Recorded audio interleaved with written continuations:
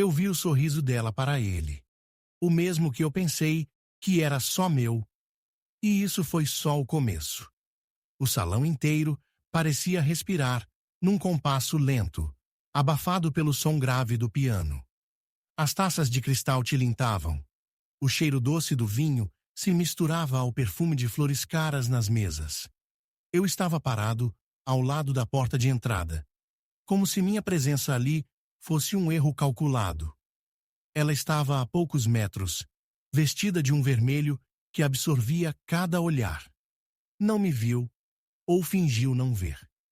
A mão dela pousou no braço de um homem que eu não conhecia. A inclinação do corpo, a pausa antes do riso. Era tudo ensaiado, e eu já tinha visto aquela coreografia. Comigo. O garçom passou oferecendo mais vinho. Peguei a taça sem olhar, sentindo o líquido escuro balançar como se tivesse peso próprio. Minha garganta estava seca, mas não pela bebida. "Você não vai se aproximar?" perguntou um colega de trabalho que tinha me reconhecido na entrada. "Ainda não", respondi, e percebi o quanto minha voz soou mais baixa que o normal. O homem ao lado dela falou algo, e ela tocou o próprio cabelo, como fazia comigo nas primeiras semanas. O resto do salão desapareceu no fundo, como se a luz tivesse se estreitado até focar só nos dois. Eu respirei fundo, tentando lembrar que aquela cena podia ter qualquer explicação. Qualquer. Mas aí, ela encostou os lábios perto do ouvido dele e sorriu. Não era só um sorriso. Era um contrato silencioso. Dei um passo para trás, quase batendo na bandeja de outro garçom. Olhei ao redor. Um grupo ria alto perto da varanda. Uma mulher discutia ao telefone no canto. Tudo seguia igual, como se ninguém tivesse notado que o chão tinha se movido debaixo dos meus pés. Ela finalmente me viu, ou decidiu me ver. O olhar dela durou 1 segundo, 2 no máximo, mas foi o suficiente para entender. Não havia surpresa, nem culpa, apenas cálculo. Voltei para o corredor lateral e me apoiei na parede fria. O som do piano parecia distante agora, como se viesse de outro prédio. Eu precisava decidir se entrava naquela guerra ou se virava as costas. Lembrei da primeira vez que a vi, no mesmo tipo de evento, num café elegante, meses atrás. Ela entrou como se carregasse sua própria luz. Eu tinha prometido a mim mesmo que não deixaria ninguém se aproximar demais. Mas naquela noite, rompi essa promessa. O som de passos me tirou do pensamento. Era ela. "Você está estranho hoje", disse, com aquele tom leve que sempre usava para me desarmar. "Estranho?", repeti, medindo cada sílaba. "Ou apenas atento?" Os olhos dela se estreitaram, quase imperceptivelmente.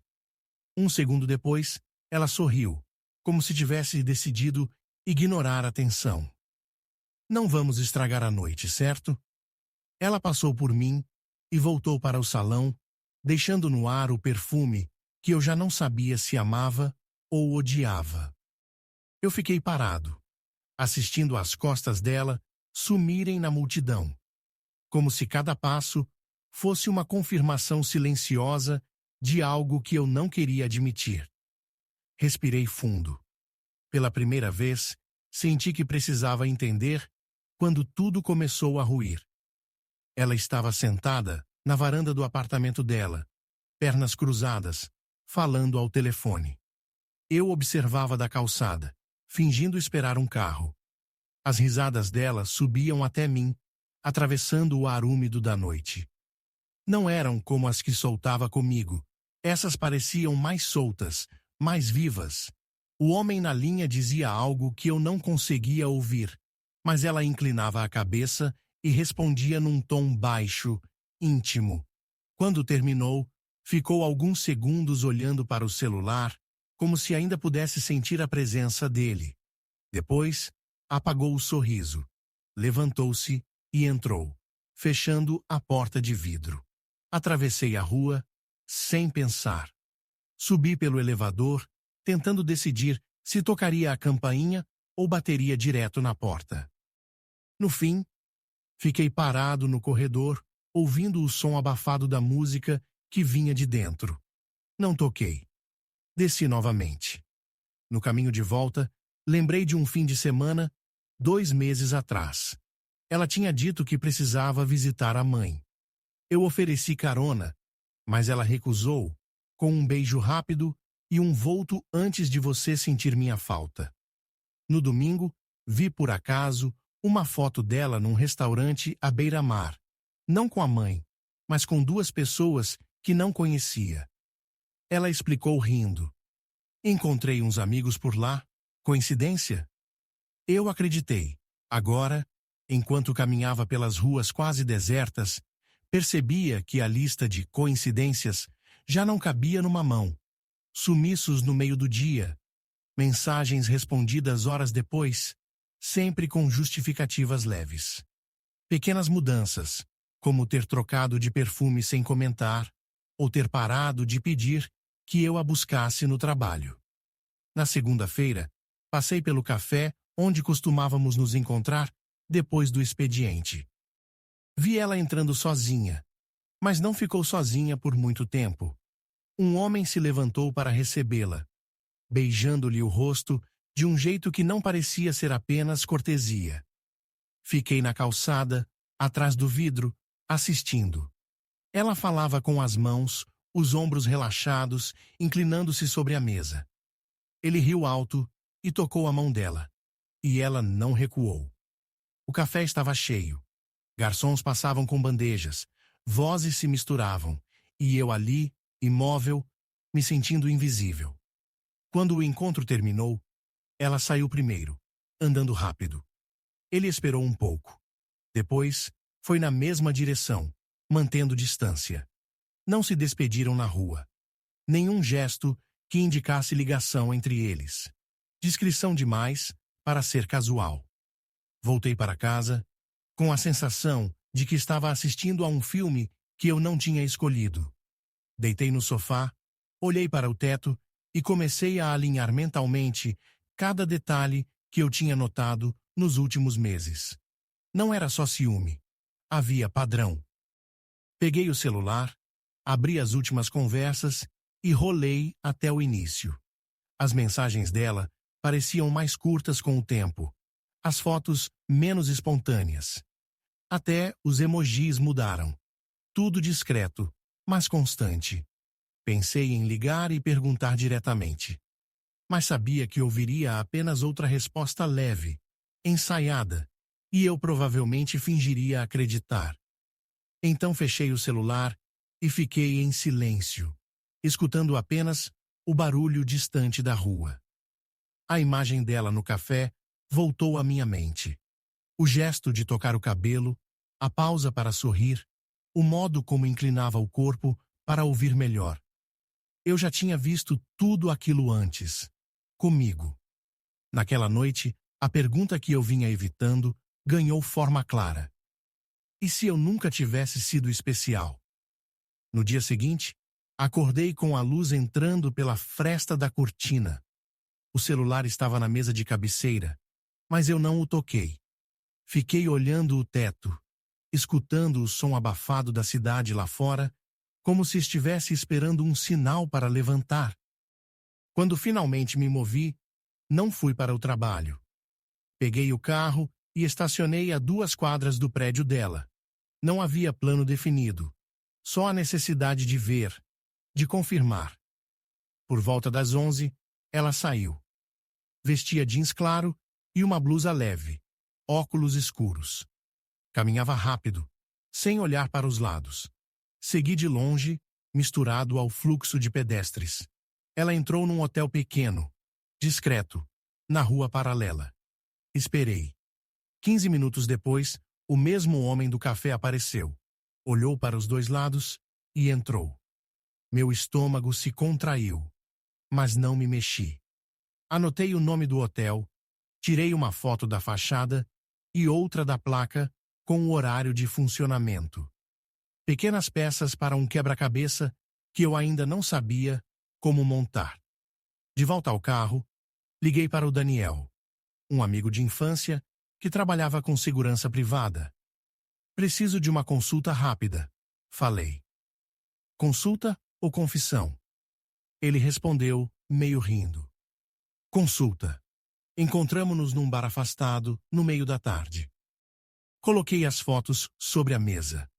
Daniel olhou, depois me encarou. Vai seguir por esse caminho? Perguntou. Preciso saber quem ele é. E depois? Depois eu decido. Ele não insistiu. Pegou as fotos e disse que me traria respostas em alguns dias. Naquela noite, sentei no escritório de casa, abri um caderno e comecei a escrever datas, lugares, nomes. Pequenos incidentes que antes pareciam soltos começaram a se alinhar. A viagem à casa da mãe. O almoço com clientes. O telefonema que ela atendeu no banheiro, sussurrando. O hotel. Percebi que não estava apenas desconfiando. Eu já acreditava. Só precisava das provas para não permitir que ela invertesse a história. Na sexta-feira, Daniel me ligou. O cara se chama Marcos. Empresário, setor de eventos, tem histórico. Complicado. Complicado como? Mulheres, dinheiro, negócios que começam e desaparecem. Parece que ele e a sua namorada já trabalharam juntos. Trabalharam? Repeti, sentindo o peso da palavra. Desliguei e fiquei olhando para o vazio. Não era só traição. Havia algo mais, parceria, talvez um jogo. E eu estava no meio, sem saber. Peguei o caderno e risquei a palavra ciúme no topo da página. Abaixo, escrevi. Esquema. Naquele momento, decidi que não seria apenas o homem ferido, esperando explicações. Eu ia descobrir exatamente como funcionava o jogo dela. E quando soubesse, ela não me reconheceria mais. 2 dias depois, marquei com ela no mesmo restaurante onde costumávamos comemorar aniversários. Luz baixa, mesas de madeira escura, cheiro de vinho caro. Cheguei antes, escolhi a mesa no canto, de frente para a porta. Ela entrou 10 minutos atrasada, sorrindo como se nada estivesse fora do lugar. Vestia um vestido preto simples, cabelo preso, perfume conhecido. Você está sério hoje, disse, sentando-se. Temos coisas para conversar. Ela ergueu uma sobrancelha, mas pegou o cardápio, fingindo normalidade. Pediu vinho, como sempre. Enquanto o garçom se afastava, coloquei sobre a mesa 2 fotos. A da fachada do hotel e a da placa. O sorriso dela não vacilou, apenas se tornou mais contido. Você está me seguindo agora? Perguntou, num tom quase divertido. Estou reunindo fatos. Ela respirou fundo, inclinou-se para a frente. E o que esses fatos dizem? Que você estava lá, com ele. Um silêncio se espalhou entre nós. O barulho dos talheres nas mesas ao redor parecia mais alto. Ela pegou uma das fotos, olhou por alguns segundos e depois devolveu. Você não entende como as coisas funcionam. Aquilo me atravessou. As coisas funcionam, como se fosse um código, um manual secreto. Eu tentei manter a voz firme. Então me explica. Não tenho que explicar nada. O garçom chegou com o vinho e o momento quebrou. Ela ergueu a taça, mas não brindou. Bebeu devagar, observando-me por cima da borda. Eu percebi que estava perdendo o controle da conversa, que cada resposta dela me empurrava para a posição de alguém menor. Quando a comida chegou, eu mal consegui tocar no prato. Ela falava de coisas banais, viagens, amigos, filmes, como se a nossa conversa anterior não tivesse existido. Você acha que me conhece? Disse por fim, cortando um pedaço de carne. Mas conhece só o que eu deixo você ver. Eu encarei o prato, tentando processar. A frieza dela não era defensiva, era calculada. E eu estava ali, exposto. Terminei o jantar em silêncio. Quando pedi a conta, ela se levantou antes de mim. Liga quando quiser conversar como adulto, disse. E saiu. Fiquei alguns minutos, olhando para a cadeira vazia. O garçom trouxe a nota. E percebi que minhas mãos estavam tremendo. No caminho para casa, o reflexo no vidro do carro me mostrou um rosto que eu mal reconhecia. Não pela tristeza, mas pelo vazio. Em casa, fui direto ao banheiro. Liguei a luz e me encarei no espelho. Os olhos vermelhos, o maxilar tenso. Por impulso, bati com a mão na borda da pia. O som ecoou pelo azulejo. O espelho tremeu. Por um momento, achei que ele fosse rachar. Sentei no chão frio, encostado na parede, e deixei a respiração desacelerar. A imagem dela, intocável, voltava sempre que eu fechava os olhos. Cada palavra, cada gesto no restaurante parecia escolhido para me desmontar.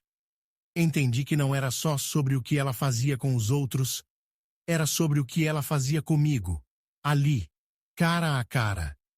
E naquela noite, ela tinha vencido. Quando me levantei, a luz do banheiro parecia mais dura. Passei a mão pelo espelho, sentindo a superfície lisa, intacta. Por fora, nada tinha quebrado. Por dentro, era outra história. Acordei antes do sol. O corpo pesado, mas a mente desperta, como se tivesse dormido de olhos abertos. Fiquei sentado na beira da cama, olhando o celular na mesa, esperando que ele vibrasse. Não vibrava. Levantei, preparei café e sentei na cozinha. Em vez de ligar para ela, abri o caderno onde vinha registrando tudo. As páginas estavam cheias de datas, nomes e lugares, mas até então eram peças de um jogo pessoal. Naquela manhã, percebi que a escala podia ser maior. Peguei o laptop e comecei a buscar. O nome dela em redes sociais, em sites de eventos, em colunas sociais, aparecia em fotos com gente diferente, empresários, artistas, políticos locais. Em algumas, estava com Marcos. Em outras, com homens que eu não conhecia. Quase sempre no mesmo padrão. Proximidade física, olhares calculados, como se houvesse uma encenação invisível. Continuei. Descobri reportagens sobre festas beneficentes organizadas por um grupo onde Marcos era um dos diretores. Em pelo menos 3 dessas festas, ela aparecia como colaboradora voluntária. Voluntária. Era a palavra que disfarçava tudo.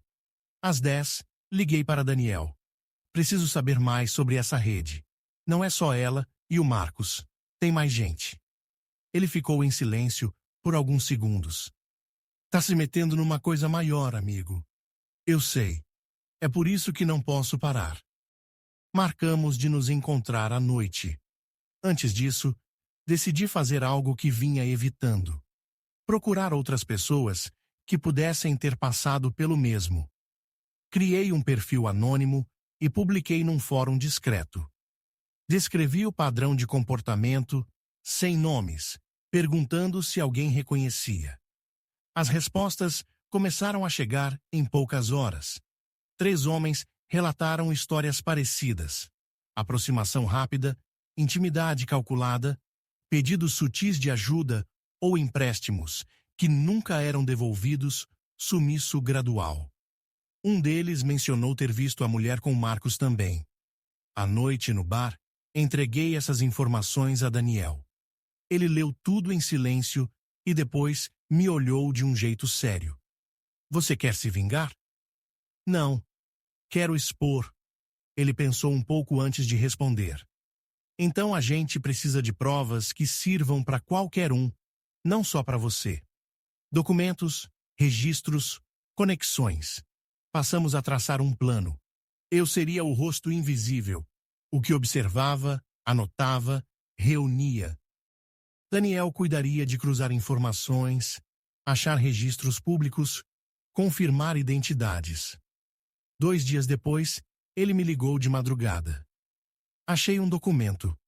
Lista de doadores da última festa beneficente. Seu nome tá lá, com valor alto. Eu nunca doei nada. Pois é. O impacto daquela frase foi como um soco seco. Não era apenas manipulação emocional. Havia fraude, talvez lavagem de dinheiro. Fechei o caderno e olhei pela janela. A rua estava silenciosa. A luz dos postes projetando sombras longas. A voz dela, naquela noite no restaurante, ecoou na minha cabeça. Você não entende como as coisas funcionam. Agora eu entendia. Não era mais sobre recuperar minha dignidade. Era sobre impedir que ela continuasse. E pela primeira vez desde o início, senti que eu tinha mais do que mágoas. Eu tinha uma arma. O evento era uma recepção no centro de convenções, com mais de 100 convidados circulando entre mesas altas, taças tilintando e conversas baixas. Eu cheguei com Daniel, que usava um terno cinza e a expressão calma de quem já esteve em situações piores. Lembra, hoje é só observação. Ele disse enquanto pegávamos as credenciais. Eu sei, respondi, mas meus olhos já procuravam por ela. Não demorou. Estava perto do palco, falando com 2 homens de idade. Usava um vestido azul, cabelo solto, postura impecável. Ela não me viu, ou fingiu não ver, como sempre. Daniel se aproximou de um grupo à nossa esquerda e começou a puxar conversa. Eu fiquei sozinho, circulando devagar, cumprimentando conhecidos. Ao passar por uma das mesas, notei um envelope branco com o logotipo da tal organização beneficente. Dentro, uma ficha de cadastro e um campo para contribuições sugeridas. Tirei uma foto rápida com o celular. Me escondi perto do bar, observando. Vi Marcos chegar, sorridente, cumprimentando todos com toques no ombro. Quando se aproximou dela, não houve abraço. Apenas um olhar que durou 1 segundo a mais do que deveria. Era a maneira deles de confirmar que o jogo estava em andamento. Daniel apareceu ao meu lado. Consegui o que precisava, disse baixo. O que é? Lista de presença. Seu nome não está, mas o de 3 caras que falaram com você no fórum sim. Todos marcados como patrocinadores. Engoli a raiva e mantive o tom frio. Então é aqui que eles pescam. Ficamos mais 1 hora no evento. Eu me forcei a conversar com desconhecidos. Sorrir, parecer alguém comum. A certa altura, um dos diretores veio falar comigo, oferecendo um cartão. Eu aceitei, e com um gesto ensaiado, deixei que ele visse o celular desbloqueado na minha mão, com a foto da ficha de cadastro aberta. O sorriso dele vacilou antes de se recompor. Na saída, Daniel me olhou como se estivesse avaliando algo novo em mim. Você falou que não queria vingança, mas hoje, a sua postura. Eu continuo não querendo vingança, interrompi. Quero que eles parem. Entramos no carro. Pela janela, vi ela na porta, rindo de algo que Marcos disse. Por um instante, nossos olhares se cruzaram. Não havia surpresa, nem culpa. Mas dessa vez, também não havia controle. Foi nesse momento que percebi. Eu já não estava na posição de quem implora por respostas. Eu estava no lado de quem observa, calcula e escolhe quando agir. E ela, pela primeira vez, parecia ter notado isso. O restaurante estava cheio. Mesas próximas, conversa misturada com o som de talheres. Eu cheguei primeiro e escolhi uma mesa no centro, onde todo mundo pudesse ver.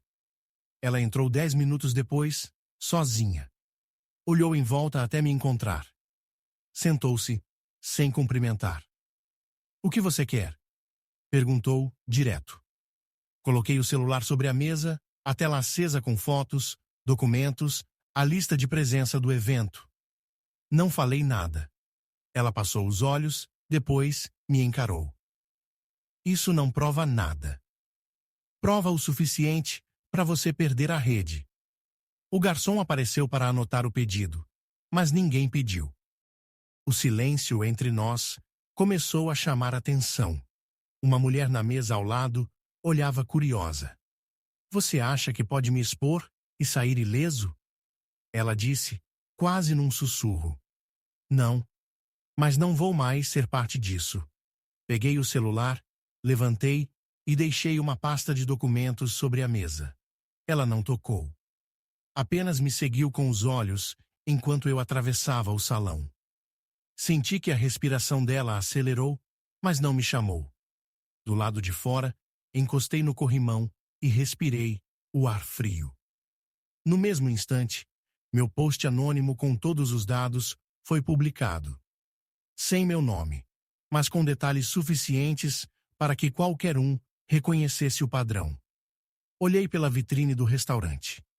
Ela ainda estava sentada, imóvel, como se calculasse as próximas jogadas. Mas eu sabia. O jogo tinha mudado. E pela primeira vez, fui eu quem saiu antes. Encontrei ela semanas depois, por acaso, num café pequeno no centro. Eu estava na fila. Ela sentada perto da janela, olhando para a rua como quem espera alguém. Nosso olhar se cruzou por um instante. Nenhum sorriso, nenhuma saudação. Apenas reconhecimento. Ela não tentou se levantar. Eu também não. Pedi meu café, sentei do outro lado do salão, de costas para ela. Ouvi o barulho da colher batendo na xícara, um som pequeno que parecia marcar o tempo. Quando saí, passei pela calçada e vi meu reflexo no vidro. Ela ainda estava lá dentro, imóvel, a mão apoiando o queixo. Por um momento, tive a impressão de que iria falar algo, mas não falou. Continuei andando, a cidade seguiu, indiferente. E eu também.